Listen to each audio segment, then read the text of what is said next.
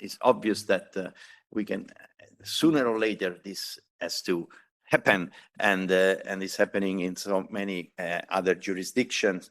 So moving one country another, leaving up to individual change on national legislation. Of course, we need in Italy, we know, to change a word, I understand, in a Codice della Strada, but I would not go to the country by country fixing here and there, and just even if we have a base, which is a regulation 1426 of 2022, but clearly we need more.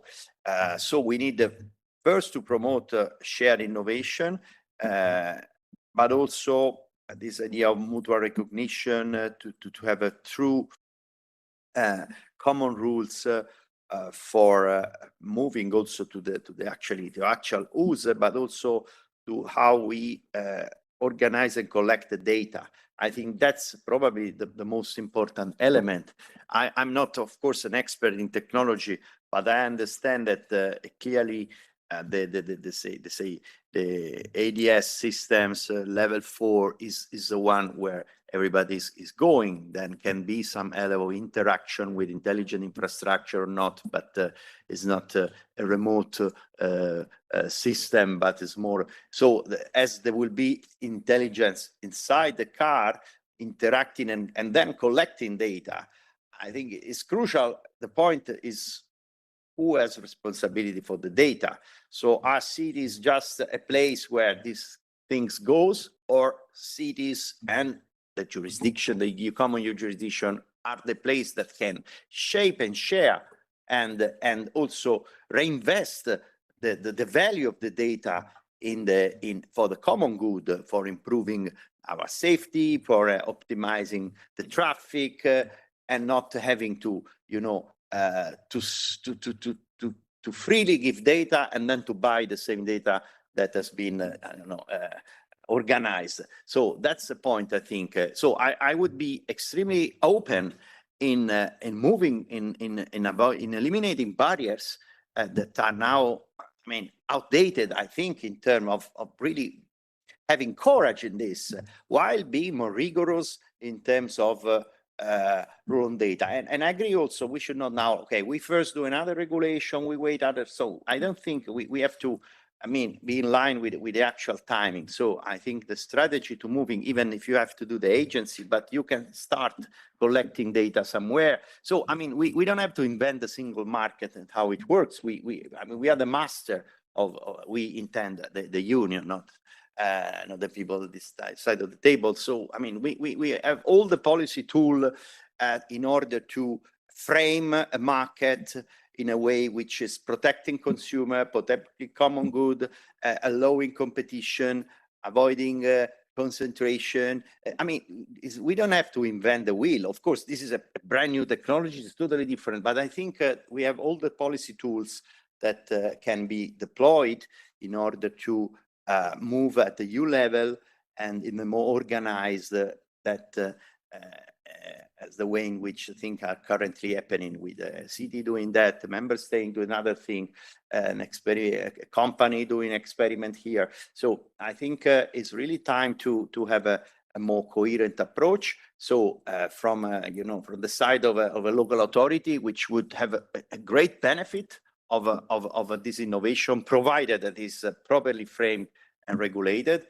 I encourage, let's say, Parliament, the institution, co-legislator, to try to move in a kind of pragmatic step-by-step approach, building this kind of a single market for autonomous vehicles, and having a proper balance between the current situation, where we have obviously actors which are mostly non-EU, that we cannot simply put a barrier, but also encouraging our companies as a means to make their own innovation. So I think we need to move with the balance, the policy tool we have at disposal, to shape a single market that could also foster innovation and autonomy, and especially move quickly on the side of the data. That's let's say my approach, my perspective from an observer. I mean, I'm not inside now the legislative approach on this thing, but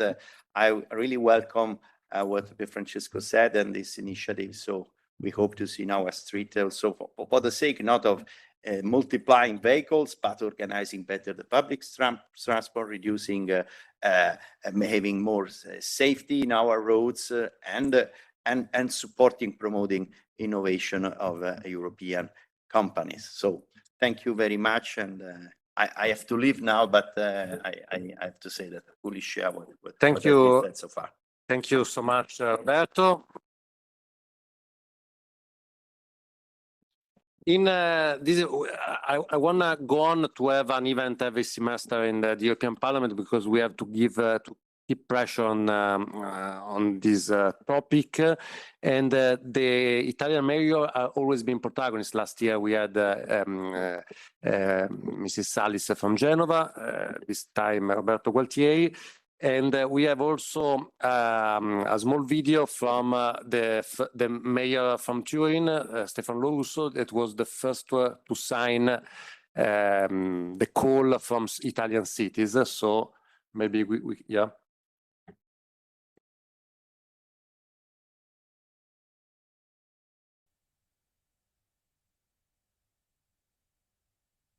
Buongiorno a tutte e a tutti, mi scuso per non essere con voi in presenza, ma ci tenevo a portare il mio saluto e a ringraziare in particolare Pier Francesco Maran per aver promosso questo appuntamento molto importante all'interno di un percorso di confronto condiviso. Sappiamo che la guida autonoma viene spesso raccontata come una sfida tecnologica, in realtà perché amministra una città e soprattutto una sfida di governo del cambiamento, che rende necessario capire come integrare innovazione, servizi pubblici, sicurezza e qualità della vita. Negli ultimi anni l'Europa ha compiuto passi importanti sul piano della ricerca e della sperimentazione e oggi ci troviamo di fronte a una sfida ulteriore, che è quella di contribuire a costruire un quadro regolatorio che non si limiti a inseguire la tecnologia, ma che sia in grado di orientarla e favorirne uno sviluppo coerente con il modello europeo. In questo percorso credo che le città abbiano un ruolo davvero molto importante, sia come un luogo in cui le innovazioni arrivano, sia come un contesto reale in cui vengono testate, verificate e valutate nei loro effetti concreti sulle cittadine e i cittadini. A Torino abbiamo scelto di affrontare questa sfida in modo molto diretto, sperimentando una navetta autonoma in un contesto urbano reale. È un'esperienza, oltre che tecnologica, anche sociale e amministrativa, da cui emerge una lezione molto chiara, cioè che la transizione funziona quando tecnologia e territori avanzano insieme. Anche per questo lo scorso anno ho aderito convintamente all'appello dei sindaci per la sperimentazione della guida autonoma, promosso proprio da Pier Francesco Maran, che ha raccolto l'adesione di oltre 60 città italiane. È un segnale importante di disponibilità concreta dei nostri territori a diventare autentici laboratori di innovazione. Ora serve un passo ulteriore a livello europeo. Serve infatti un quadro normativo armonizzato tra gli Stati membri che consenta sperimentazioni rapide, sicure e soprattutto scalabili. Servono strumenti che trasformino le città in veri living lab europei, capaci di condividere dati, risultati e soprattutto buone pratiche. Serve un coinvolgimento strutturale delle amministrazioni locali nella definizione delle regole, perché poi sono le città a misurare ogni giorno l'impatto reale di queste tecnologie sulla vita delle persone. L'Europa ha oggi l'opportunità di costruire un modello originale di guida autonoma che possa essere competitivo, sicuro, sostenibile e soprattutto capace di generare fiducia. E per farlo la condizione essenziale è una collaborazione piena tra istituzioni europee, governi nazionali, imprese, università e appunto le città. Occorre una visione comune per governare le transizioni che stiamo vivendo, nella consapevolezza che la mobilità del futuro si costruisce insieme sui territori. All'onorevole Maran va ancora davvero il mio ringraziamento per questo importante momento di confronto e a tutte e tutti voi il mio saluto e il mio augurio di buon lavoro. Thank you to Stefano Lorusso. And now we leave the floor to Franco Accordino, that is the head of unit of the Intelligence Connected Mobility, Energy and Internet of Things from DG Connect. Is one of the responsible for the city sandbox, the other cities we were talking. So we have lots of expectations for that, and I leave you the floor. Thank you, Onorevole Maran. Thanks for inviting me. Of course, I'm here on behalf of Roberto Viola, Director General DG Connect, who is traveling in this moment on the other continent. So it's a pleasure to be here. It's a very important initiative indeed. I mean, autonomous driving is really behind the corner. It's penetrating in our cities. The risk is, however, that soon we will see our cities populated by technologies that are originated, but especially are controlled from outside the EU, with significant risks in terms of sovereignty, in terms of, vulnerability of our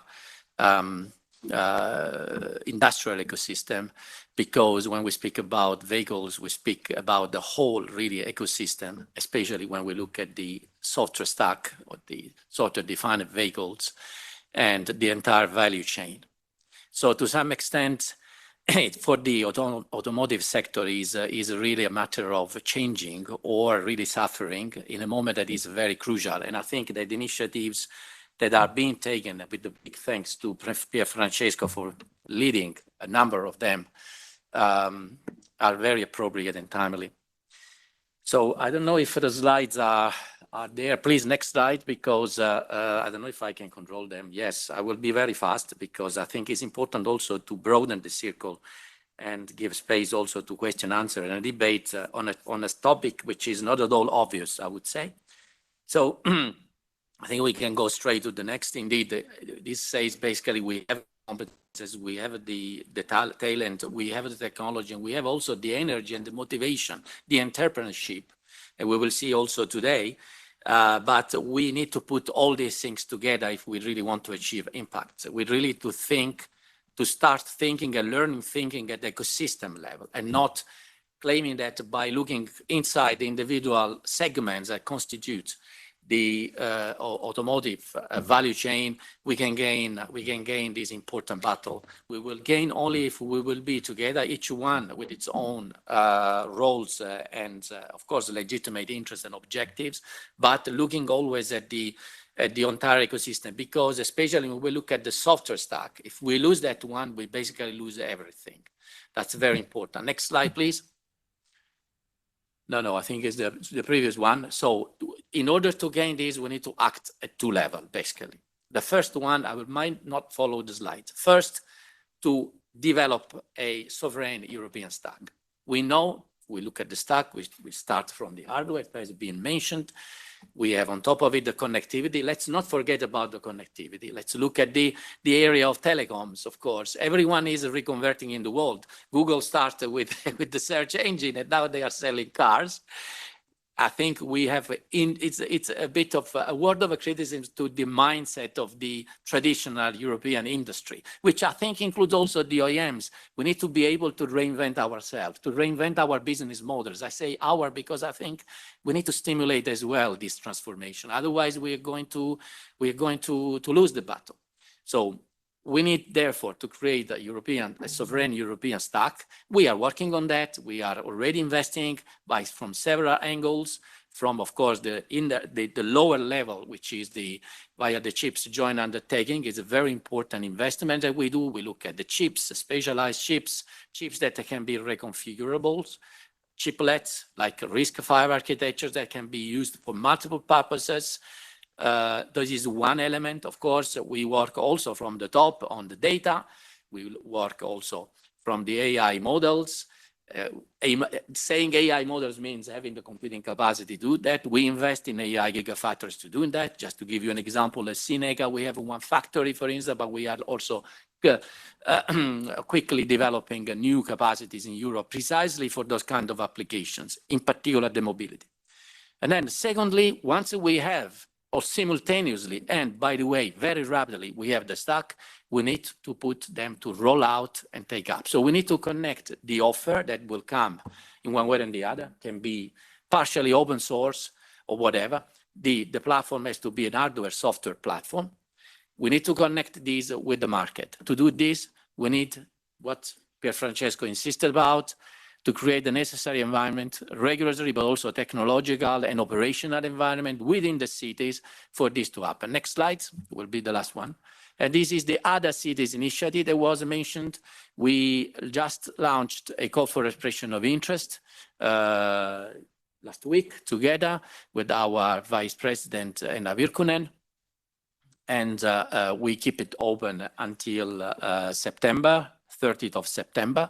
This is just a way for sensing what is the temperature of the stakeholders. We really would like to understand what are the real needs, what are the real challenges, where we should focus the investment. So it's an important vehicle for us to get this information that, of course, we will keep a significant part of it in a very confidential manner, because this is about also industrial interest.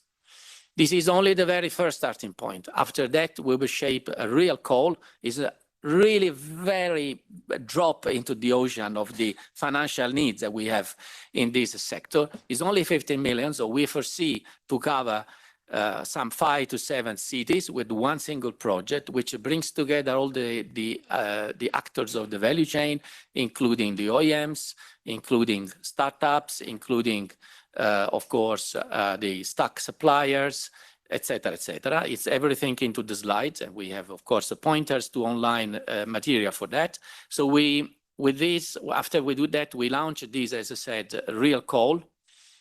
So we really want to do it with the cities, because the cities are here really acting not only as a demand side, but also really as authentic cradles of innovation, because in the city you can do a lot of innovation with that. If, of course, you bring them together with the very creative startups that we have, together with, of course, the rest of the value chain and the users as well.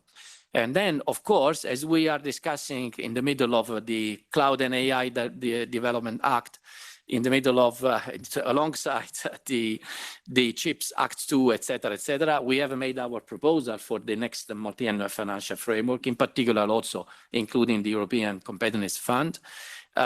Within that context, we really need to change scale in terms of investment. We cannot imagine that the private sector, especially for the first years, will have the capacity and can afford the risk of such type of investments.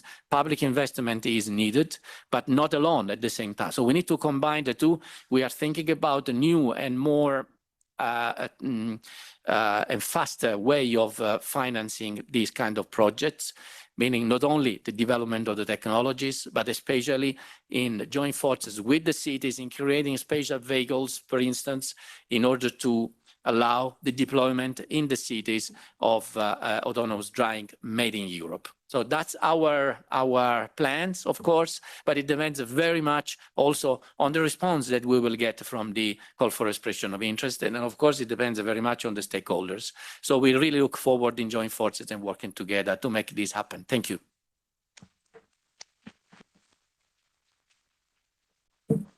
Thank you. Now I invited Andrea Giuricin from Bicocca University of Milan, because we want to integrate the theme of autonomous vehicle in an idea of mobility, because it's not a standalone point. So I leave you the floor for our keynote speech.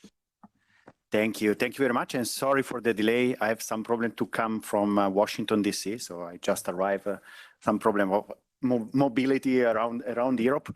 But today, of course, the idea is to speak about autonomous driving in the mobility world. And I think it's very, very important. So my experience is not only in the university, but I work also with the World Bank globally in many other sectors.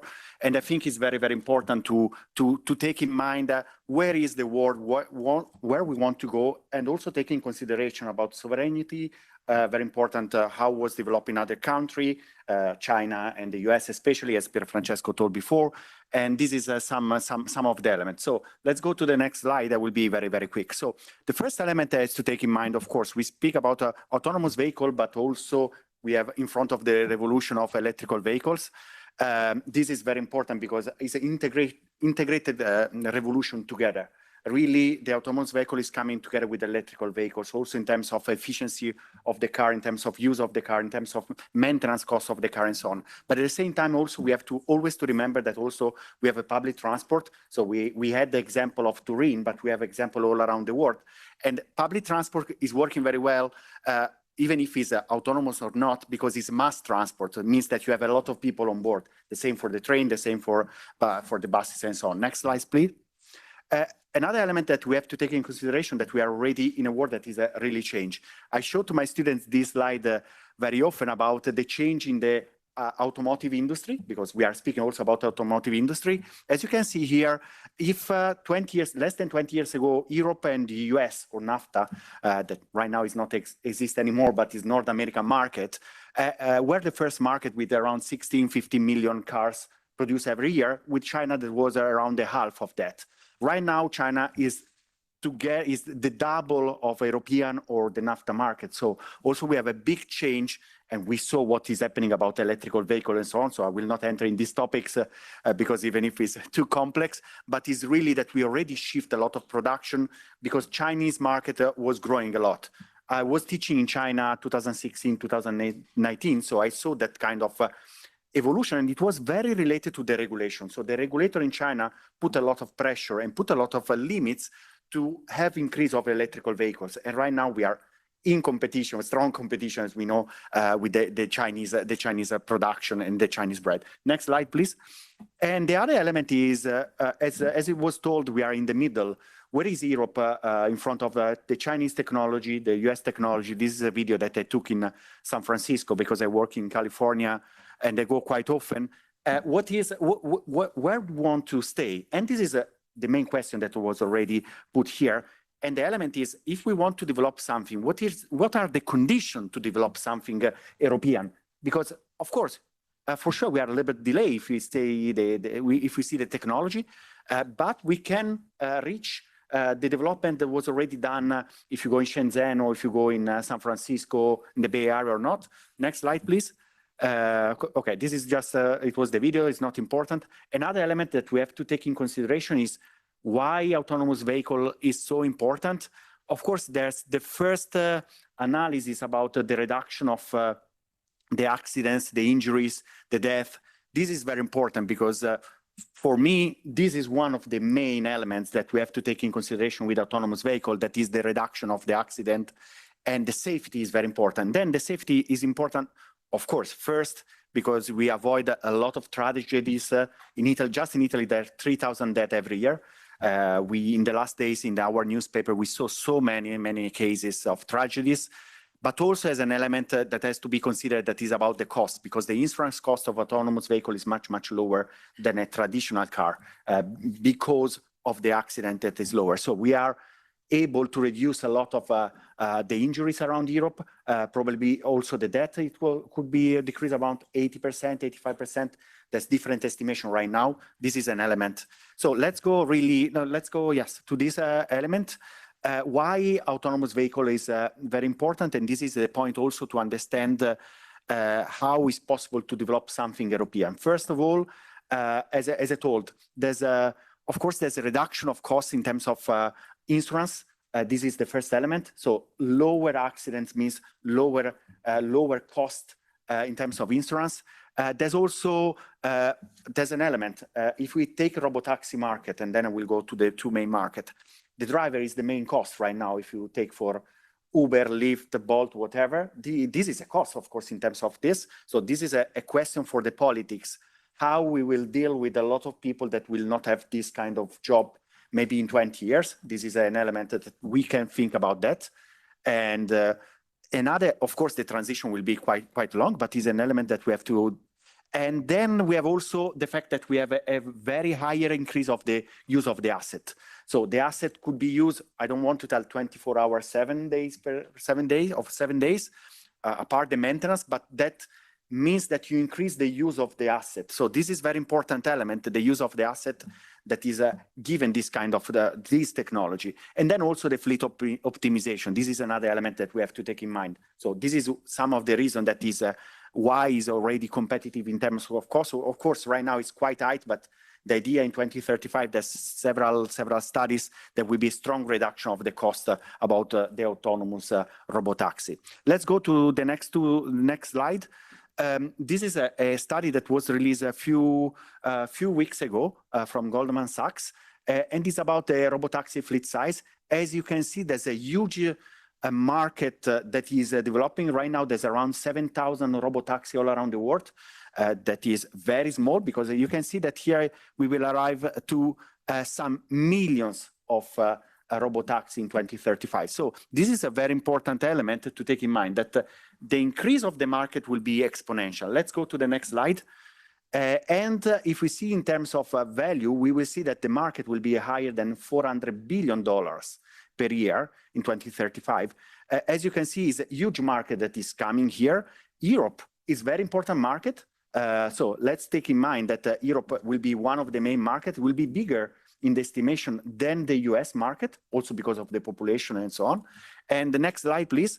There's another market that we have always to remember that many times we don't think about, that is the trucking market. Right now, we have already some company in Texas that is running commercial services, autonomous truck. This is very important. And this market could be also bigger than the robotaxi in the estimation. So this is an element, because we know all the, I discuss a lot. I will be in 2 days to an association of the trucks sector or the logistics sector, the lack of drivers in this sector. Of course, the technology is coming to help about that, and we will see how this market could be very exponential growth too. So there's two main markets, robotaxi and AV truck, that could be really some part of the future of our life. Maybe it will be not 2035, it will be 2040, but the direction is quite clear. And let's go to the last slide. So why Europe needs a single market for AV? And so this is a little bit the main question that I made, but is also an answer to that data that we saw. So first of all, we have a huge market opportunity. We saw that data, the market for AV tracking. We saw the market for robotaxi is there, for other kind of services is there, is coming very fast. So we have a huge market opportunity. Of course, right now, as was told, China and the US have already developed the technology in terms of software, but also in terms of hardware. This is another topic that has to be taken in mind. I think here also the automotive industry could work. We saw some example, some launch in, for example, in Luxembourg between some platform, European platform with some automotive industry. I will not put name here, of course, but we have to reach these kind of things. But of course, what is needed, and is the element, is to have the scale. We know that our market of capital is not working as well, for example, as in the US. If you go in the Bay Area, it's quite easy to find hundreds of millions of dollars to develop with the venture capital and so on. But this is a role for the European Commission that is a help to develop this kind, and we saw the first programs, to help to develop, to arrive to this kind of scale. Because if we see the main operator have a round of $16 billion already done in February, if I remember well, that is from the US. The operator in China also is, we are speaking about billions of dollars. So this is an element that we have to take in mind. And that market is 330 million inhabitants in the US, 1.4 billion in China.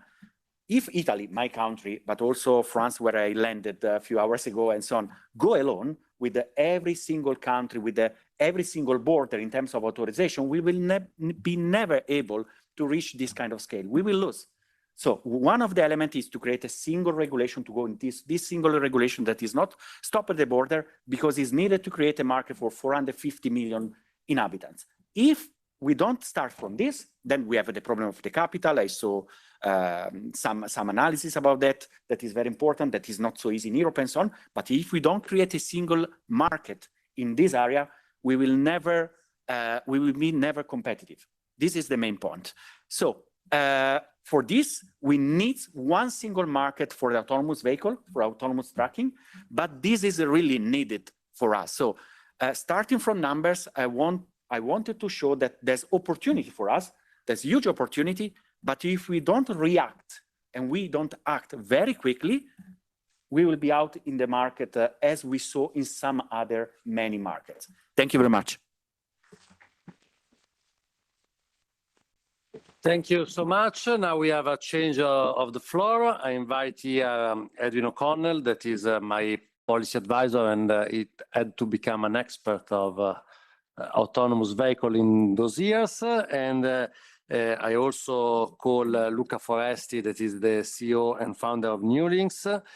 Maria Cristina Galassi, team leader, automated connected vehicles and safety from DG Grow.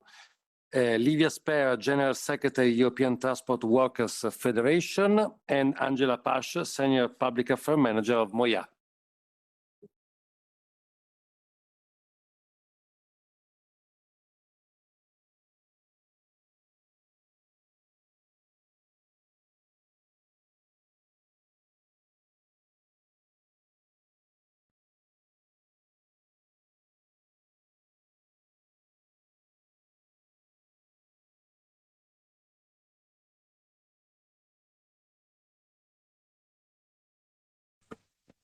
So good evening, everyone, and thank you for being with us this evening, not only because it's 7 p.m. On the 1st of July, but also because we're aware that there is the FIFA World Cup playing outside.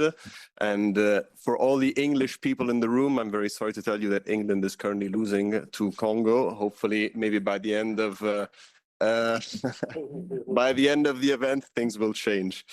So yes, as Pier Francesco said, I'm Edwin O'Connell. I'm Chief of Staff in his office and Policy Advisor, and I've become quite an expert following him on this topic over the past year and a half. And we will start with our, let's say, second half on our end, where we'll focus in this panel more on the latest developments in autonomous driving, looking a bit at cutting-edge technologies, also pilot projects, the conditions that are needed for these projects to be deployed at scale, but also what is needed to support high-quality jobs in Europe as this transition goes forward.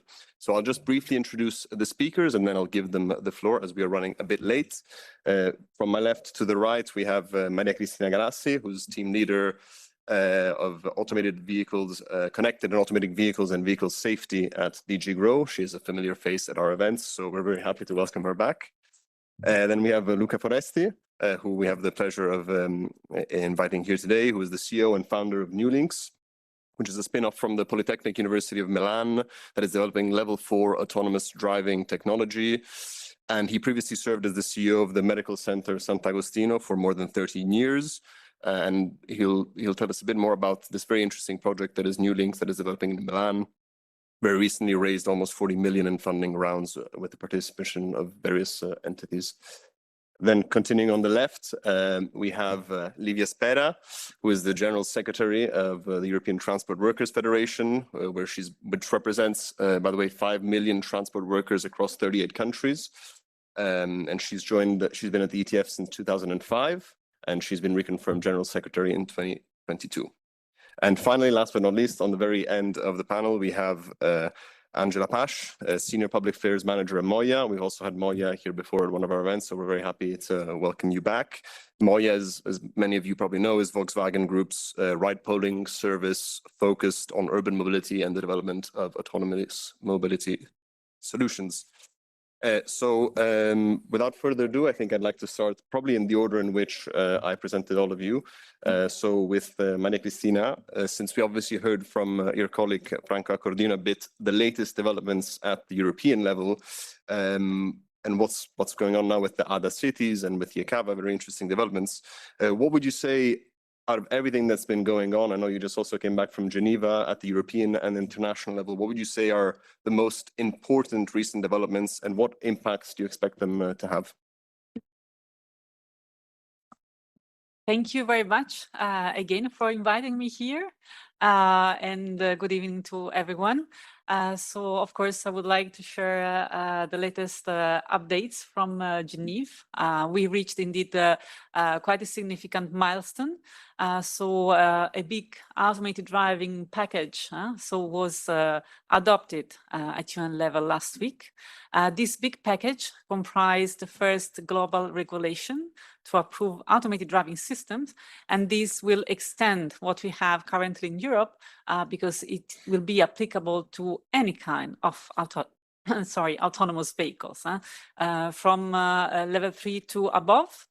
And this will enter into force in Europe January 2027, and will at first be indeed in force, complementing our EU ADS Act.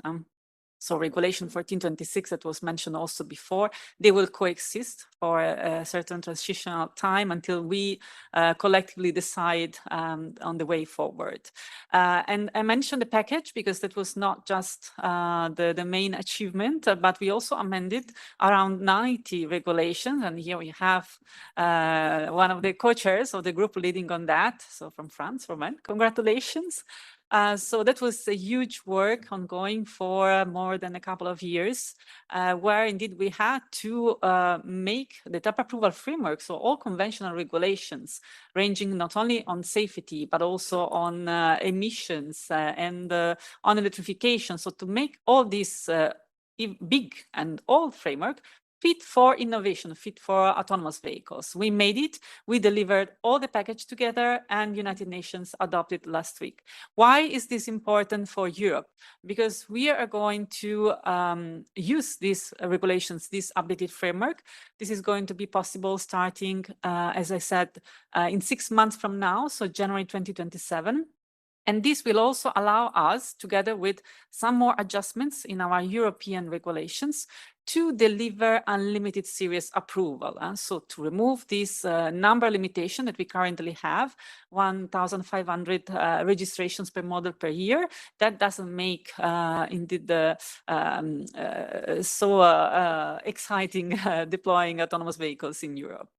So we still have minor work to do, but basically we can say that the regulatory work on the type approval side has been almost delivered, according also to the plans issued in the automotive action plan, so the new automotive strategy issued last year by the Commission.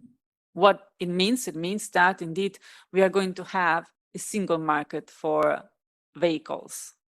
So which is a big distinction to make here. This means vehicles can be sold across Europe once they have the EU type approval with the EU regulation or UN regulation. The difference is, can these vehicles be driven on European roads everywhere, which is not the case yet. But for the vehicles, we do have the single market. And I also wanted, if I still have a couple of minutes, I also wanted to mention another European initiative, very important, that complements the other initiatives mentioned by my esteemed colleague. This initiative is called the Large-Scale Cross-Border EU Testbed for Autonomous Vehicles. And as many of you heard or might have heard, on the 8th of June, 18 member states signed a joint declaration of intent agreeing to collaborate on aligning their national frameworks. So this is very important because, as I mentioned, we do have EU type approval, we do have single market for the vehicles, but then we cannot deploy the vehicles everywhere, or we do not have aligned rules at national level. So with this joint declaration of intent, member states, at least these 18 member states, which is 2/3 of Europe, are committing to put effort in aligning their national approaches to deployment. So this will also serve as a proof of concept to learn the lesson on what we should bring at European level and further align and smooth down this fragmentation that we currently have. And this will mean that once you buy an autonomous vehicles and you want to deploy mobility service in multiple cities, this, I'm not saying is going to be seamless, but it's going to be much easier than it is today. So that will be the last update from my side. Thank you.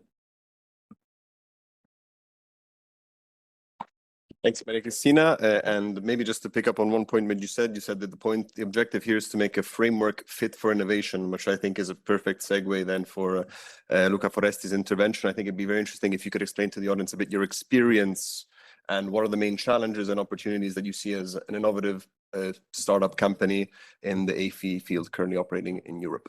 Thank you very much for inviting me. I'll try my few minutes to put you in my eyes in what a startup should do for going through this path and to understand where the problems are. So what do? We are trying to build basically the software stack for autonomous driving. We did a spin-off from Politecnico in Milan. They did several years of studies, R&D. We bought all the results in the startup. We got 38 million and we started up our job. So the problem for us is the word speed. So how, as a startup, we can go fast and why we cannot go fast at present. We are trying to develop a European company developing services for Europe. And the reasons why we cannot go very fast are basically three. The first reason is money. I did a first raise of capital, so I talked to several investors, and so I tried to understand why people want or doesn't want to invest in Europe. And at the end, the answers were basically always the same. The first, regulation will not go as fast as needed for going towards it. And the second reason, Europe doesn't have enough money in the long run for keeping up for autonomous driving. Let's watch in the world who is doing autonomous driving. So we have Zoox in the hands of Amazon, we have Waymo in the hands of Google, we have Tesla, and then we have in China Pony AI, Apollo, Baidu in the hands of Baidu, and WeRide. And then we have, let's say, Wave in UK, and we have Israeli company. So all of these guys, but Tesla, are not OEMs. All of these guys are taking money or in venture capital first, or from the state, let's say China. So thinking about OEMs doing autonomous driving doesn't seem in the world something that works. So we need money in venture capital in the range of billions, in the range of tens of billions. At present, Europe doesn't have this amount of money. And therefore, if we want to be serious in competing with other guys, we have to find out how to do it. My suggestion is very simple: to do a dedicated fund with at least 10 billions for autonomous driving, financing in the typical venture capital way all the stacks needed for doing autonomous driving. It is possible, and it is something we can do very fast if we want. The second problem is regulation. So I saw all the work done, but at the end, when I try to homologate type 2, my car, everybody is telling me that I have to do several different things country by country as of today. Sometimes the point is several different things in regions inside the country, and sometimes in the municipalities inside the region. So this is what is at present the situation presented to me in going towards homologation. So again, if we want to have speed, we have to find out a way for having one point in which we can go through, get a passport, an L4 passport, and then with that passport, I can go in the several different countries in Europe and go in the market. Without that, I have to spend an incredible amount of time, management, and money in going through Germany, France, Italy, Spain, and so on, and are all different. The last point, a very important point that in my opinion is not discussed enough, if I want to use a European hardware, a car, I cannot use it today, a European car for doing autonomous driving. Why? Because all the European cars are closed. I cannot enter into the car and use APIs or other stuff like Korea and like Chinese cars. So or we fix this, or in my opinion, it's almost impossible to have one single company that work out the hardware and the software for autonomous driving. Too difficult, too expensive, too long. It takes an incredible amount of time, and I don't think you can have under one roof all these kind of experiences. So if Europe wants to go fast on that, should finance as fast as possible a hardware L4 ready car, ready for putting on it software by several different companies. So let's start with 1-2 platforms, not more than that, but they have the, let's say, hardware homologation. This in terms of actuators, in terms of sensors, in terms of computing on board, it works. And then you can work on the software on it. So these are, in my opinion, the three things that we should do. So a fund, a big fund, a hardware L4 ready car, and a passport, an L4 passport, and Europe goes country by country to have agreements for saying, okay, whoever has this passport can enter in the market and can do autonomous driving over there. Thanks.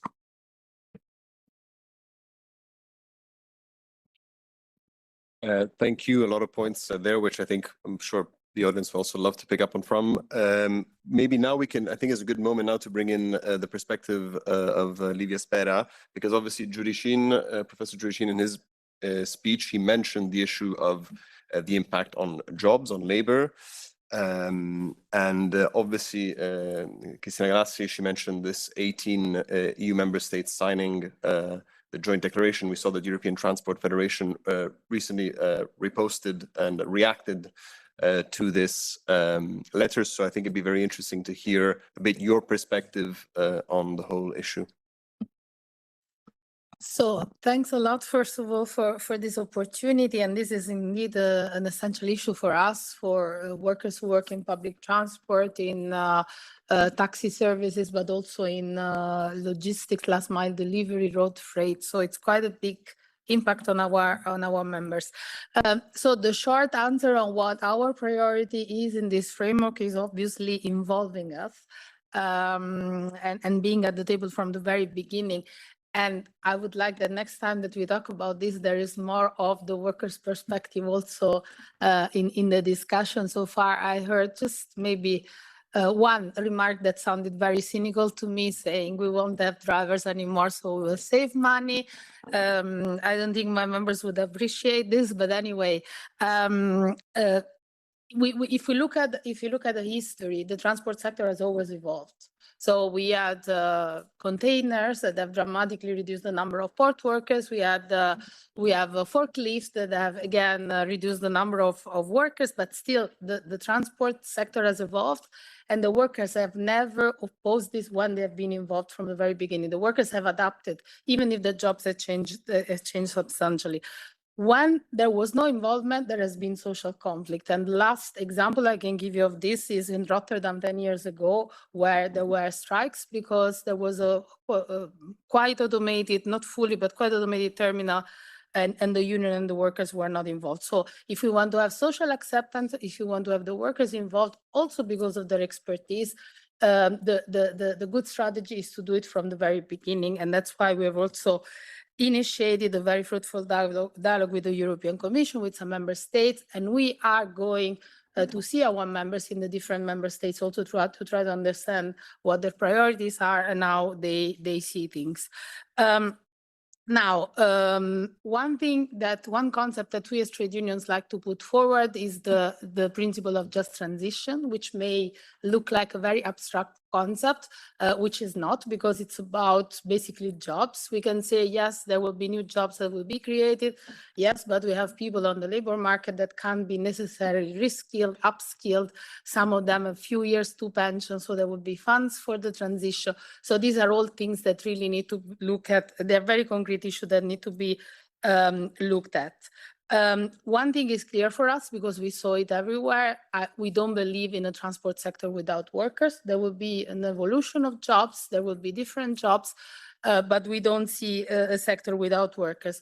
We see opportunities as well, because indeed there could be an improvement in working condition. If we think about the trucking industry, where we are not ashamed to say that is modern slavery in some cases, we think that there could be a professionalization of the profession. So the profession could theoretically become more attractive, less fatigue, and so on. But it also, of course, depends on how things are implemented.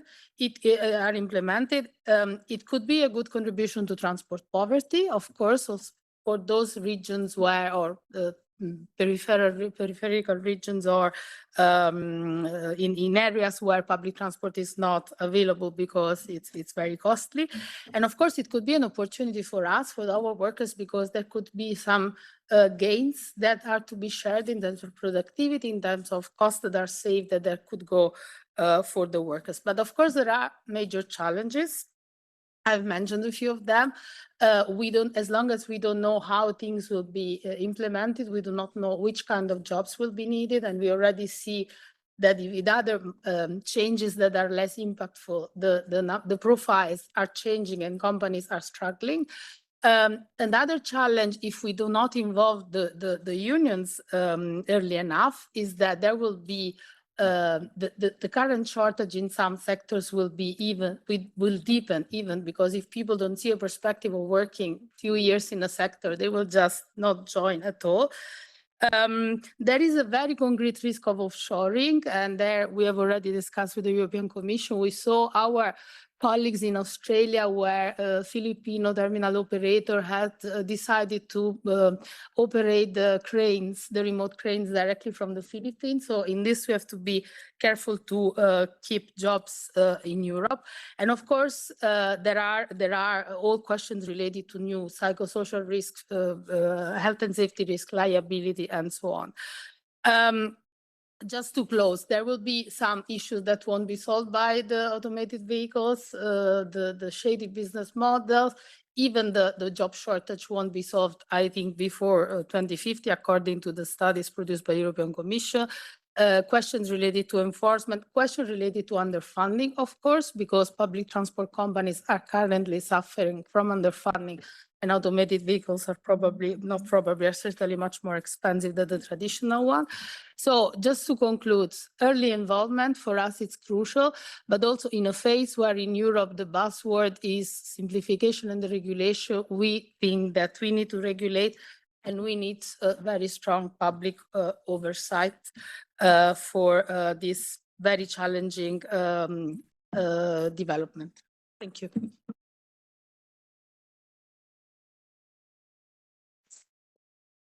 Thank you. Now for our last speaker on the panel, Ms. Angela Pasch, just to pick up on something that General Secretary Spera said. One of the things she said was, obviously, when you look at the history of transport, the transport sector has always evolved. MOIA has been founded 10 years ago. Could you tell us a bit about the evolutions that you've seen over the past 10 years, and what do you look maybe for the next 10 years? Well, maybe, yeah. First of all, thank you very much for the invitation, and I'm really happy that I could be here today because, well, it just came from the EU testbed workshop together with Christina and some other people here in the audience. Because what I want to share with you is our experience we have made with the city of Hamburg, and especially with the project Alike. The project Alike is a funded project by the German government, and within this project we demonstrate real urban deployment. So meaning integrating vehicles and systems within a public transport system. And not only that, we also challenge the regulatory requirements we see within the German regulatory landscape, meaning we have an ordinance in place in Germany, and we try to somehow set up a blueprint how it can work for us, that real deployment can take place. So this is all what Alike can offer us, which is for us a perfect combination. Coming back to the testbed initiative, this is also the idea we would have if you think of this testbed initiative, that we can maybe deploy or think of regions which can somehow build this framework of what I've just mentioned, meaning having a deployment within a public use case, but also practicing the regulatory framework and make it more easy. Having said that, I mean, within Alike, we also need a crucial number of vehicles. It's not only about the technology, it's also about the fact that customers needs to be getting used to the technology itself. So we also have to gain trust. We also have to get people used to the whole technology, to the system itself. We still advocating for going away from pilots to more large-scale deployment. I mean, we always repeating this every once in a while and saying, well, we need to have 200 to 300 vehicles in one place, but we really need that. We really need that. Otherwise, we cannot convince people to use this technology. So this is from a public transport perspective that people really gain trust and get used to this. And this is what I would like to underline again. I really appreciated also the words of Mayor Gualtieri. He said, why do I do that? Or why do I want to take part in that initiative? Because I want better transport and safety on my roads in my city. And this is what we are aiming for together, also in the project alike, to really convince people this is a future technology in public transport.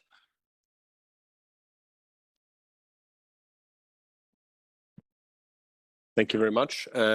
As we are, of course, running a little bit late, I don't know if there's any questions from the audience, any remarks. I'll maybe take a couple now, and then maybe I can integrate and disseminate. So we have one in the front, yes. Please also introduce yourself and say who you represent. Thanks. Good evening, and thank you very much. My name is Federico. I've been here in Brussels almost a year, always in transport sector, and now I'm working specifically at EY, mostly in rail and aviation. But I was interested by the opening remarks, actually, when you discussed we have to move fast, we have to find the money, and we have to drive the innovation that we see in the US and China. Well, there are some economists, and I'm not making a case for their position, but I'm just bringing it up, that believe that a lot of the innovation in civilian technologies in the US has been brought up not just by firms in the freest of markets, but also by Pentagon contracts, defense contracts, who put the money, the guarantees for private firms to actually develop these very ambitious technologies. Like, for example, Mr. Moran mentioned the smartphones. So touch technology allegedly was developed this way.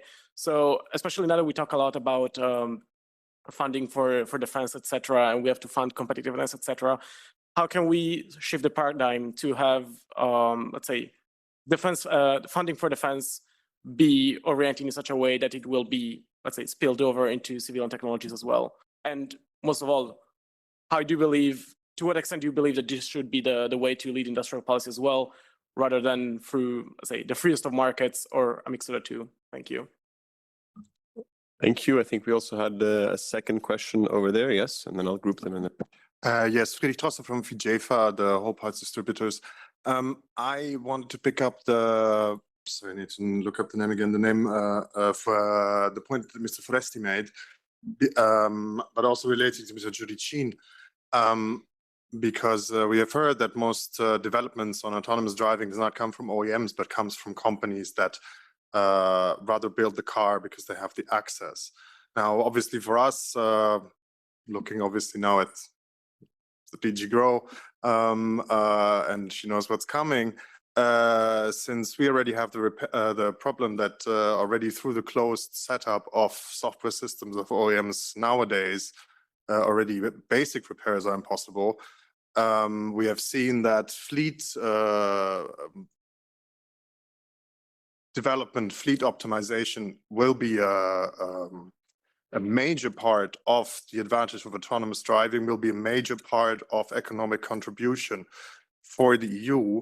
So my question is, how do you really want to implement, how do you want to further this, and how do you want to attract investors if you don't either go for cars that will voluntarily share this, which traditionally is not done, or if you want to implement a legislation that makes sure that you have a safe environment, that cars can run freely through Europe, that they can be optimized, that they can operate together, communicate together, and not only have OEM closed systems which make fleet optimization, insurance, and repair basically impossible.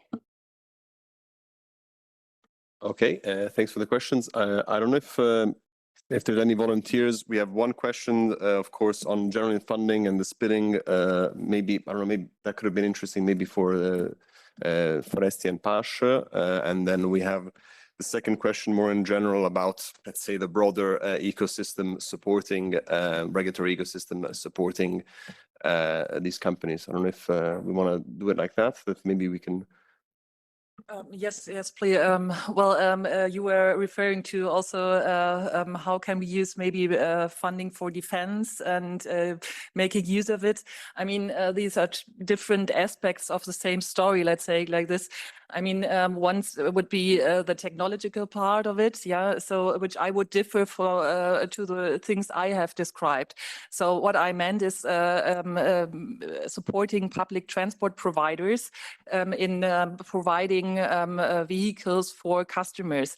But what you are referring to is like the technology part of it. So, I'm talking about a ready-made vehicle, let's say it like this, and you're talking about the integrating in maybe other means of transport. Well, I think in terms of technology and improving technology, I think they are the same parts, and this should be thought of course. But in terms of deploying, I would say I would see it differently. On my side, I can enter a little bit in the technical point. I discussed a little bit with companies doing defense, and basically they are interested in off-road autonomous driving. So it's a specific type of technology. We worked, so our group worked on off-road technology. So of course it's pretty easy for us to have agreements with those companies and to develop specific stuff for them, particularly for the logistic part in the last mile. So it's possible. I think the money are there. It depends on the companies working on defense, working with us or other European companies in developing this kind of drones on the land, let's say. So I don't know if Cristina, would you like to address the second question? Yes, of course, the Commission is well aware data becoming indeed a more discussed topic. As you know, indeed, we have an open discussion on access to in-vehicle data since quite some time. So this is indeed one of the needs that we are addressing with stakeholders. It's not just the Commission side to take this kind of decision, but this is coming more and more often on the discussion table as a topic, not just for the aspect that you mentioned, but also for data privacy. And then also concerning, for example, disclosure of sensitive or access to sensitive data. So there are more and more aspects being linked to this data discussion. Also considering that autonomous vehicles are equipped with an increasing number and variety of sensors. This means data collected is not just huge, it's not just big data, but there is the risk to also collect sensitive data while the vehicles are driving around our roads. And in this way, access to the roads also becomes access to a critical infrastructure.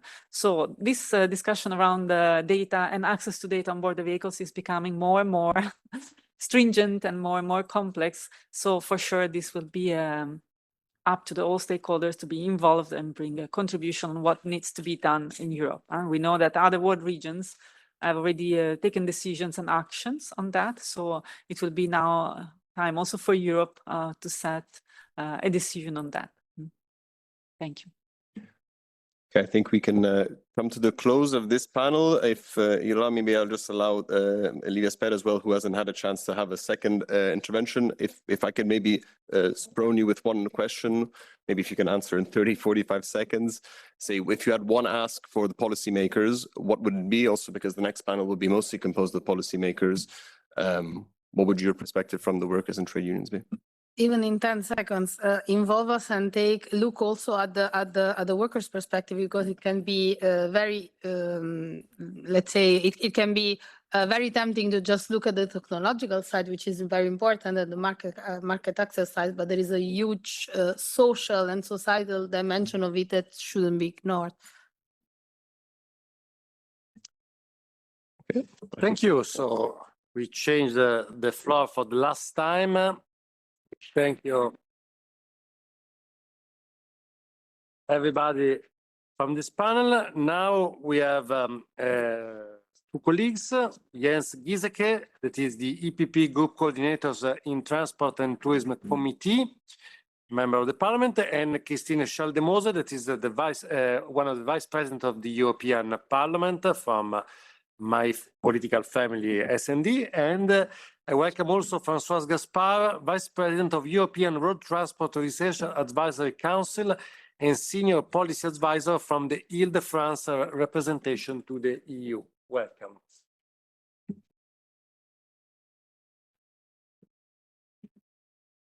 So I will start not from my colleagues, but from another perspective. So François Gaspard, how can autonomous driving be effectively integrated with the public transport? That is, even the last speech, it was correct. We of course, when we talk about autonomous vehicle, we focus on technology deployment. But it is very important to do what? So maybe robotaxi is one use, okay, but in the European use is much connected to public transport. And it is also a perspective that is so important even on the workers' perspective that it was mentioned. So what is your opinion about it? Thank you for the invitation, and thank you for inviting me to present the perspective of public transport authority, public authorities in general. I think that I have to start with something about robotaxi, because I think I have this feeling that people imagine that we will have a huge number of robotaxi in our road very soon, and I think that the reality will be very different, because by 2030 we will have different levels of automation and use case coexisting. And from the point of view of public authorities, of course, automation will never replace public transport, but complement public transport. Why? It's because we know our needs. Automation is only a new services that we can offer to our users to complement the portfolio of services based on the mobility needs. And I think it's very important to understand that if the aim is to replace a driver by a software, the societal value will be very limited. If the aim is to solve mobility challenge, we can create this territorial cohesion we need. And we have principle, and we would like to invite you to read the charter co-signed by police and Eurocities on this deployment of vehicles, autonomous vehicles, and key principle that automation needs to deliver. And I think that it's very important to base automation on priorities that we have, but because we already really have a but, is not creating a market. What we don't have today, we don't have suitable business case. We don't have a market. So we have experiment during many years in AirTrack and SICAM partnership. We have already achieved, I think, a huge work, but now today, innovation is no longer enough. We need to move beyond experiment, and we need to deploy. And for that, what shifts the member state with this letter of intent will help us to do that, to deploy. Because it's not a question of technology, it's not a question of harmonization, it's also to create a market with use case. And it's what we will do.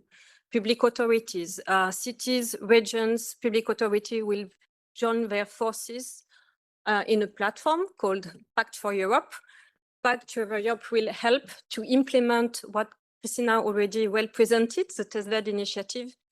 And we will create this market because we will be able to define a roadmap, use case on demand transport, fixed route we will see. But what we have to do is to understand how we will deploy. And I think that it's the only way to say to the industry, this is our need, this is our demand, we will aggregate this demand. If we are able to come to the industry and say, voila, we will put 500 vehicles on the road, the industry will come and invest. If it's 2 vehicles, 3 vehicles, the industry never come. So with Pact of Europe, with this forum, we will create this roadmap, we will create this use case, and we will also understand how we can deploy some things that we don't know today. And I think that we have to think about that we don't have to replicate what is happening in China or US. I think that Europe have assets. We have strong public transport authorities, strong cities and regions, expertise, and we have to build on that, and we have to strengthen that and not to combine the public authorities in Europe. Thank you. Thank you so much.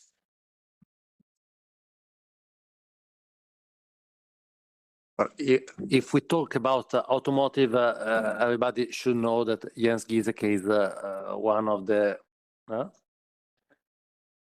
unfortunately, one of the most important, because usually it's complicated. No, we also concluded very well the end of life vehicle together, the new regulation some weeks ago. And one of the main issues now in the parliament about automotive is competitiveness. This is a sector where Europe is lacking. We have, but we have opportunity to go faster. We signed together some of the amendments to the autonomous omnibus. What is your opinion on this point? I saw you take many notes today. It is a challenge we can still win as European working together?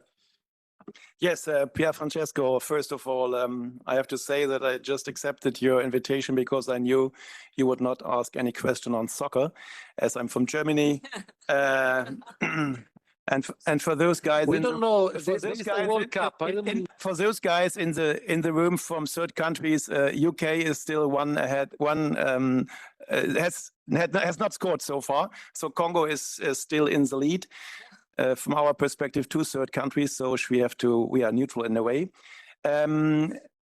So Pier Francesco, I accepted your invitation because we always organize, I think, a smart regulatory approach in the parliament. And the end-of-life vehicles, this morning I was in the historic vehicle group of members. It exists in the parliament, cars older than 30 years. And in the afternoon I was in Antwerp on the trailers. And trailers, they were like, if you do not change the rules in the Green Deal, we will lose additional 70,000 jobs in that sector. So I'm here on the panel on autonomous driving. That is to your question on competitiveness. I do see opportunities in the autonomous driving. And I was a bit late for the keynote, but I came at least for the last panel. It was very interesting to listen to the ideas there. Of course, if we see reality, if we see the development in US, I was with Trend delegation in Washington, Waymo is far ahead. There's a lot of money from Tesla. China is the front runner, but even South Korea is far advanced. But we have to see, for me, it is a question of resilience and independence. We have to make our own fortune, otherwise we will be simply lost. So it is of key interest that we, in a way, create opportunities. And as politicians, we take the responsibility. But of course, if it comes to MFF, good luck, colleagues, to discuss with my farmer colleagues and Regi colleagues on the priorities on spending the public money. Yeah. We did it for 30 years in one direction, and we will still continue, still we die. Yeah? Now we have to change. The next 7 years, the next MFF, new priorities.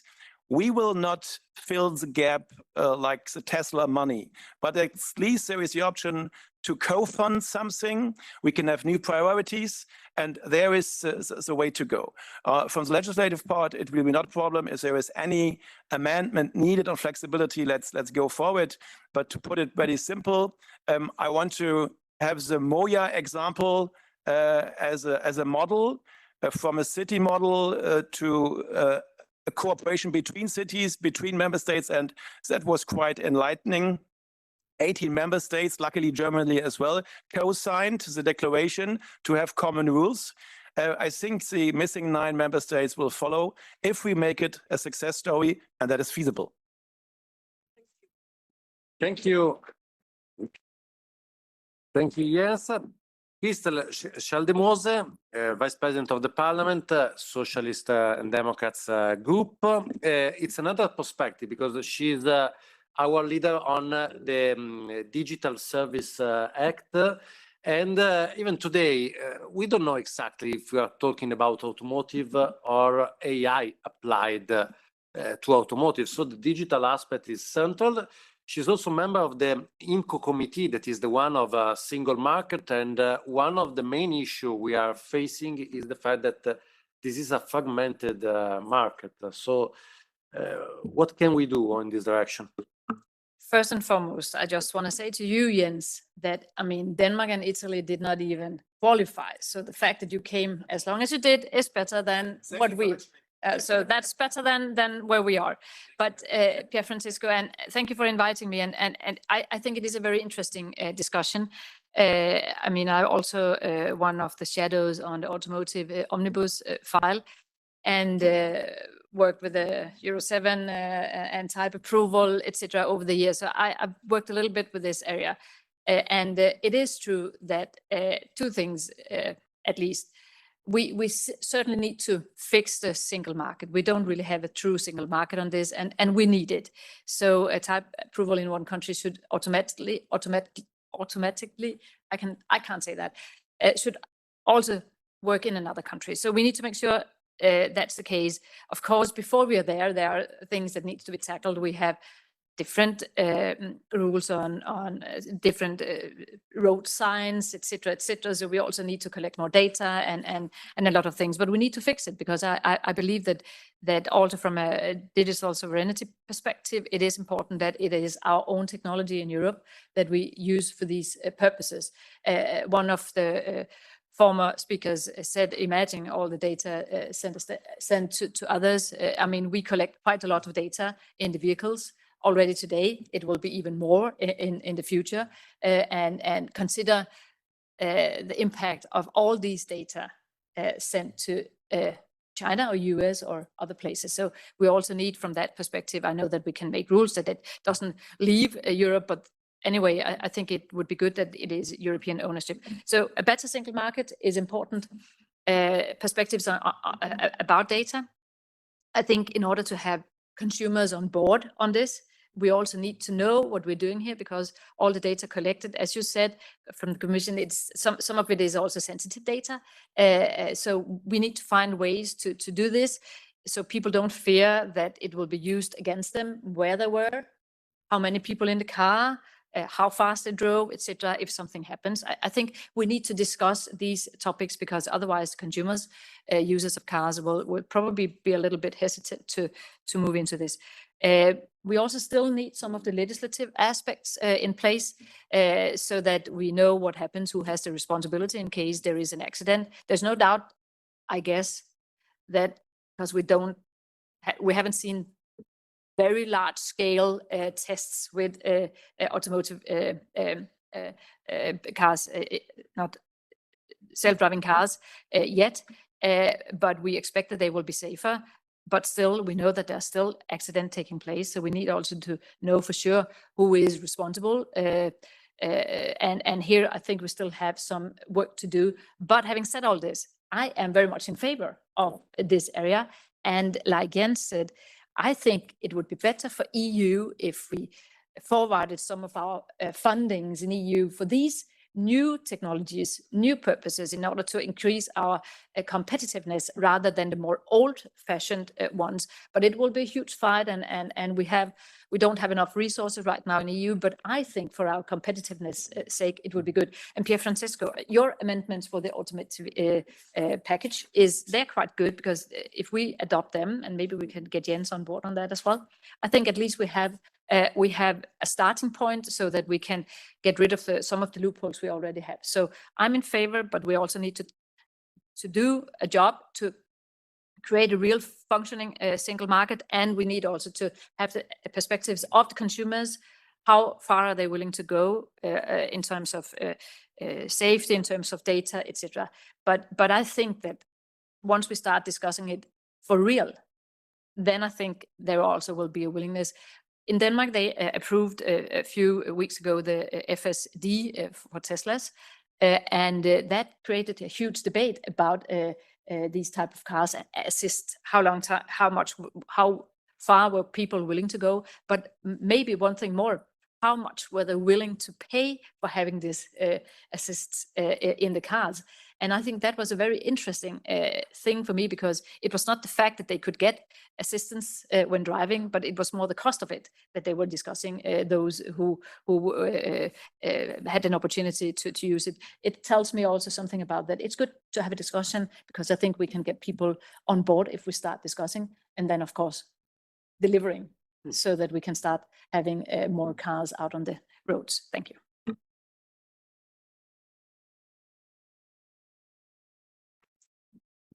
So we have two bad news, one for all our Congo supporters, because England drew, and then we go back to the question to a French speaker, the only one that she's winning. Going back to public transport, we are seeing several prototypes around, many different, one from each other. While the Commission explained before, they are trying, and it's something I think we should push to have same experiment in several cities mainly. So even to reduce cost, to share technology, expertise, information. You are also at the center of a network of public transport authorities and companies trying to work together. Do you think we are going in this direction, or we are still splitting on several different projects? That it was also the previous approach, even the previous economical support by the Commission and by the EU, that was more to have 100 flowers going up, but now maybe we need some plants. Thank you for the question. Yes, is what I said, and I will now go into details, is during many years we have worked on experiment and test different types of vehicle, but it was only experiment. After month, 1 year, 2 years, experiment stopped, and it was not possible to integrate all these vehicle services in our public transport network. So now what we will change is, with this testbed initiative signed by the member state, we will have this opportunity to work on real pre-commercial services, and of course integrate these services in our public transport network. But before the vehicles, we have to identify the services we would like to deploy.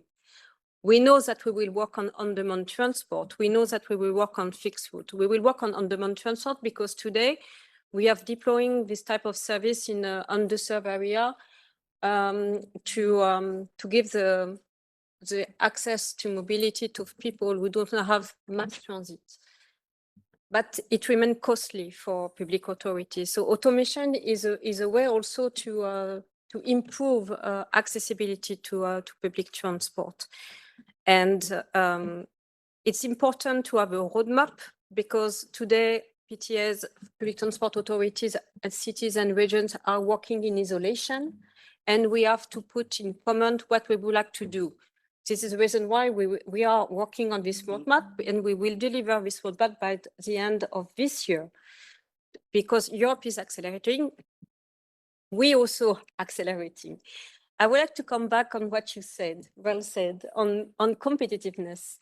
You know, as public authorities, and I'm representing also EMTA, the European Metropolitan Transport Authorities, we represent more than 100,000 buses, only EMTA. So, and we are the first buyer in Europe, So we already participate in this competitiveness of Europe.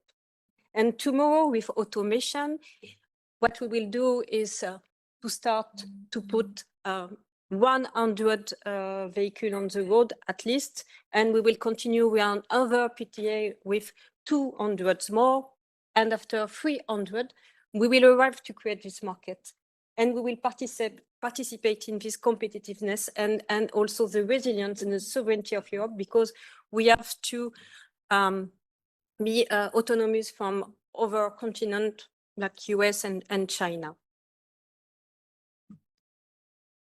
Thank you.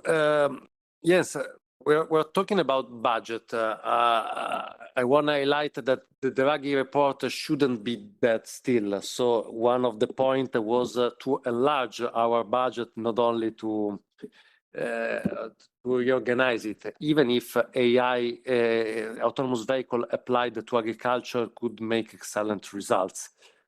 But this is one of the issues we should face, the fact that we said we should also enlarge the amount of investment even compared to the other continents if we want to compete. Our attention on cars is mainly based on CO2 emission at this moment.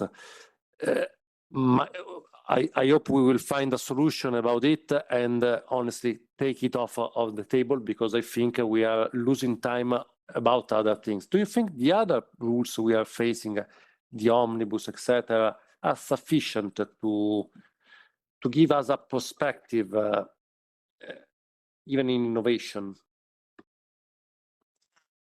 Thank you for the question.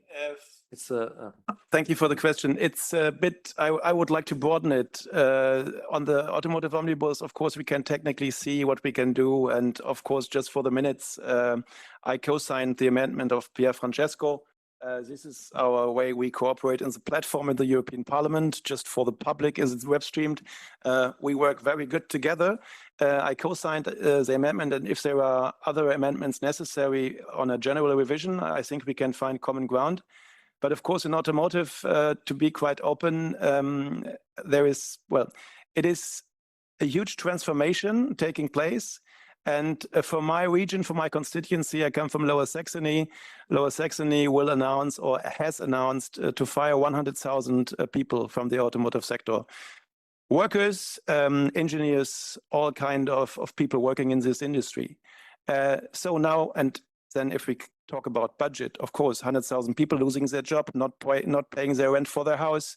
The cities affected like Wolfsburg or Emden, they will go down in the local taxes.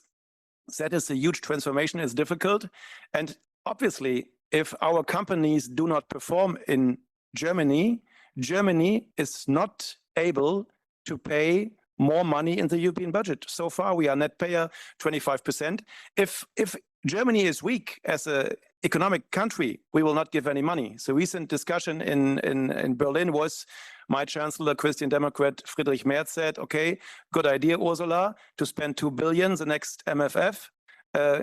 Minus 400 million would be a good negotiation basis. This is a reality. And of course, I do support Apostolos Tzitzikostas in doubling the money for CEF.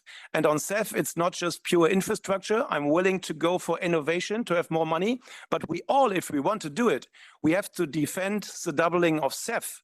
Otherwise, it's just a cutting point, and then we lose a lot of money. So in a way, Parliament on money, we have to be strong. We have to take care of our interest, and we have to do it together. If we want to make this autonomous driving a success story, Europe will always be a co-financer. We will do something.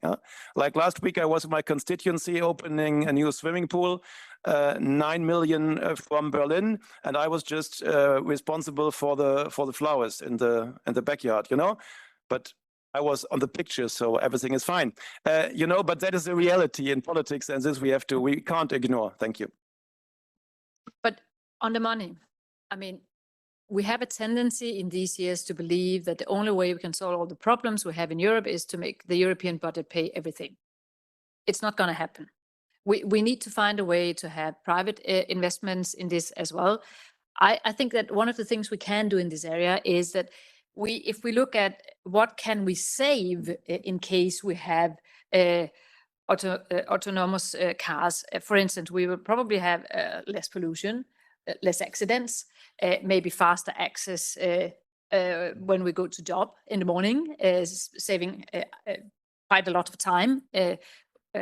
We are more efficient because we are not sitting in the car too long, etc., etc. So there are lots of things, and I think we need to calculate that in as well. And therefore, I think that it's not just the EU budget who will benefit or should pay. We need to find, for instance, local communities who will save money, insurance companies who might save money, etc., etc. So we need to look more in general, because if we expect that this will only be delivered by an EU budget, then we will not deliver anything at all. So on this, I think we need to look, and therefore I think that we have responsibility as lawmakers to make sure that the law is as precise as possible, simple as possible, fast, decided as possible, so that we really can do something. And then I think test kind of projects is a good idea, and there I think we can do something. But you know, the more general market, it needs to be private financed, and the benefits also will get to the private market. So just to say that I wouldn't count too much on Merz or Frederiksen or others to deliver a very, very big EU budget. I think we need to find other ways. Yeah, we also have a strong request on venture capital to support it, because we can't not increase the public budget and not to create also a common market of capitals. One of the two we should do, please. Okay, I would say the banking question is difficult between Italy and Germany now with the hostile takeover, but we will skip that for later. I totally agree what Crystal said on the financing and the equity. They have to play a decisive role, and it's true. Autonomous driving will be part of a smart solution, more efficient, less CO2, and we have so many visions here in Brussels. One vision is we have 0 fatalities in 2050. This will not happen without autonomous driving, because unfortunately our behavior as car drivers is so bad that we will simply not manage. So this is part of the solution as well. And obviously I totally co-sign the arguments of the ETF in the former panel on the shortage of drivers.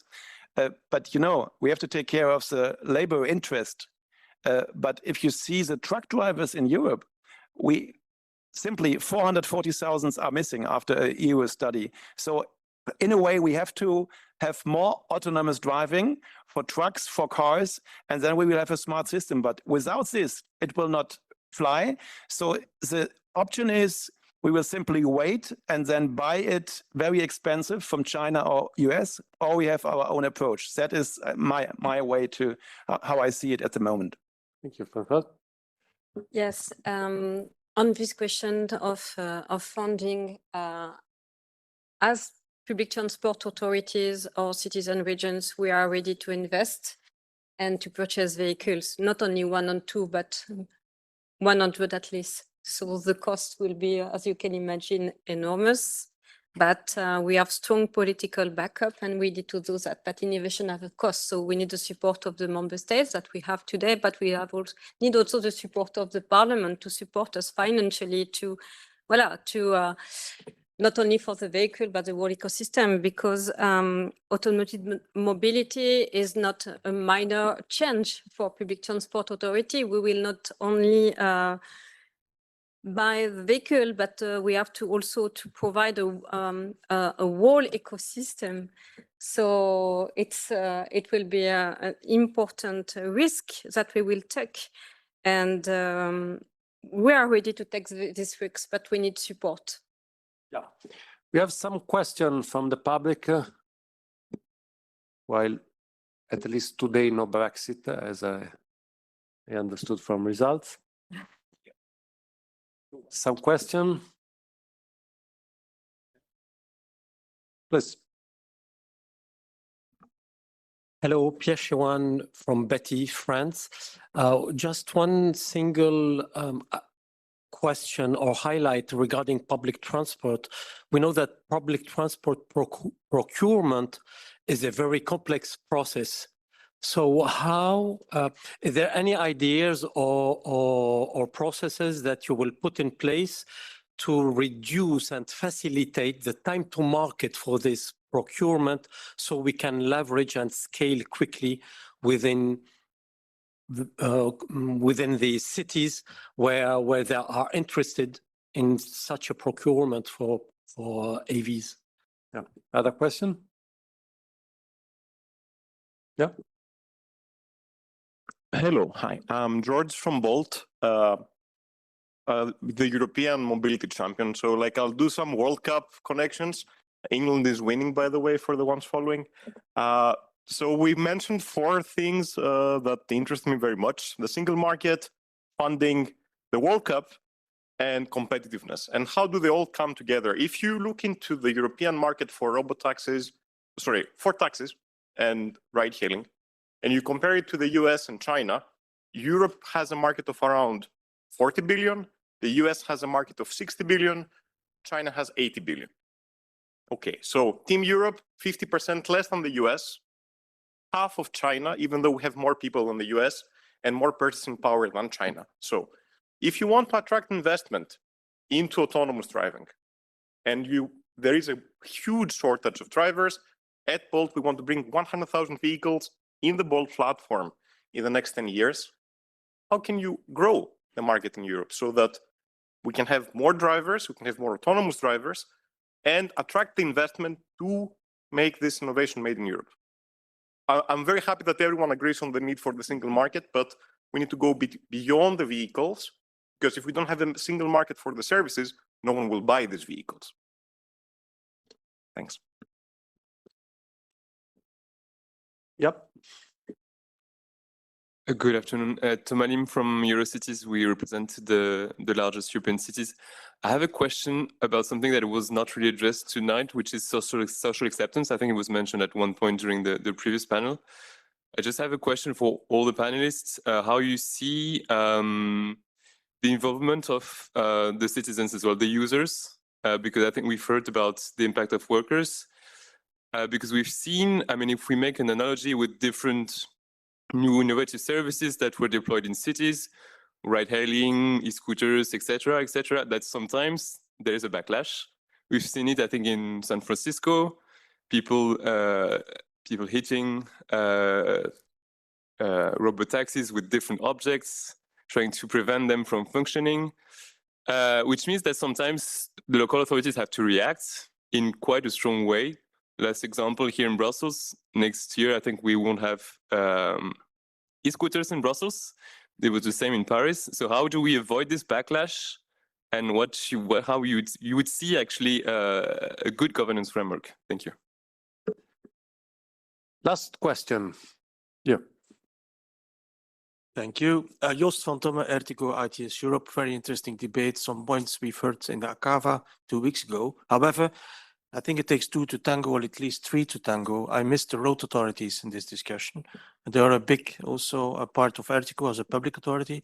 Road operators, not only public transport operators and private individual vehicles and operators, because they have also the physical infrastructure, and now they're investing heavily into digital infrastructure and data sharing amongst themselves and asset management. So maybe it's good to, at the next phase, to bring them in. I can help you with that from the perspective from the road authorities and the road community. Thank you. That was the debate of last semester with them hoping to arrive to a European Mobility Agency and to evolve in this way. I don't know if it's something we can work together, yes, even the European Mobility Agency. You can. Well, on agencies, I'm quite hesitant because our goal is to have not additional bureaucracy and new agencies. I think we have more than 40 agencies in the European Union. So I will not go to 50. So perhaps we should manage it with the existing administrative overhead we have. I could give an answer on the question on procurement because it's a valid point, of course. As the Commission works on the revision of the procurement rules, and it will be published after the summer break, I think in September. So we have to check if it's addressed. If not, we will do it in our correction mode here in the Parliament. I think there is common sense. And on the social acceptance, of course, it's a good question. And I see the example with pedelecs is quite illustrative. It's quite convincing. But you know, if the new method of mobility is smart and affordable, I think social acceptance will not be the problem. From my point of view, in general, the development, we cannot stop it. We cannot hide our eyes and see, well, it will not happen. So in a way, we have to prepare whether to buy it from a third party or to be independent. And there is my preferred option to have a European approach. On this point, maybe on user acceptance, maybe. So as you can imagine, as public transport authorities, is something that we are monitoring very carefully. We launched in Île-de-France more than 25 pilots with our operators, Keolis, Transdev, and RATP. And honestly, user acceptance was pretty good. The issue we had, the reason why you have to stop to co-finance the experiment is because the commercial speed was very low, 8 kilometers. We are in competition with pedestrians and not cars. But for the user acceptance, it was pretty good. And we will continue, of course, to monitor this very carefully as regions. And also as regions, we finance the development of the infrastructure. Crystal, there was I think also on a question on single market of services also. Yeah, but that's, I mean, that was also in Draghi report, and I think, you know, we certainly need to do more to make the single market complete. It is difficult also here in this environment, because we have a discussion about, I mean, first and foremost, the difference between what is member states competence and what should be EU competence. And secondly, of course, when we look at bureaucracy, where do we get rid of unneeded burdens, and when are we deregulating, and that's also a political question. So, but definitely S&D, we are very much in favor of a single market for services, as long as we are, you know, protecting workers, etc. So, but maybe I would also comment on the social acceptance here as the last comment. I think it is very important to involve citizens in these kind of projects with a lot of transparency, a lot of knowledge, also having test phase where there is feedback also from those who are not using the cars but are confronted with them. And I think that the fact that if we use European technology and digital European technology as well, it will also be based on our values. And I think that could maybe also lead to more acceptance, because we will find the right balances between different aspects of what we're doing. So I think involvement from citizens is the key in order to have acceptance. And then, of course, transparency around what is, I mean, for instance, if an accident takes place, who is responsible? People need to know that in advance. But just a last thing is that, I mean, we also had some issues with electrical cars in the beginning, but we have seen in some countries that they are the uptake of electrical cars have been quite big. The latest numbers in my own country, Denmark, is now that 80% of all new cars are electrical cars. And for people, private people, not companies, but private people, it's 94%, because of the cost of gasoline after the war in Iran started. So, I mean, it's also about balancing things for users and citizens. So I'm pretty sure that we will get there. I hope we will get there on the basis of European technology, and I hope that we will do it in a speedy time, so we don't have to buy Chinese or American technology. So I thank you so much. I think also we started with the idea of cities and sandbox area because you have to create the right environment for even the social acceptance. So we imagine that cities are protagonists. We have to involve citizens. We have to explain even and to resist after the first accident it will happen. We have also to make to involve workers on the change. Of course, I don't imagine that something will happen because of autonomous vehicle in the next 5 years, but it's better to start talking and debating about it and taking the point in. Today we had also some good not ideas, but also pressure on some aspect, venture capital to support L4-ready hardware, easy to approve models. Probably it will help also on public transport, because otherwise it'd be too expensive. We have many things to do, but we are very motivated to go on. So thank you, everybody.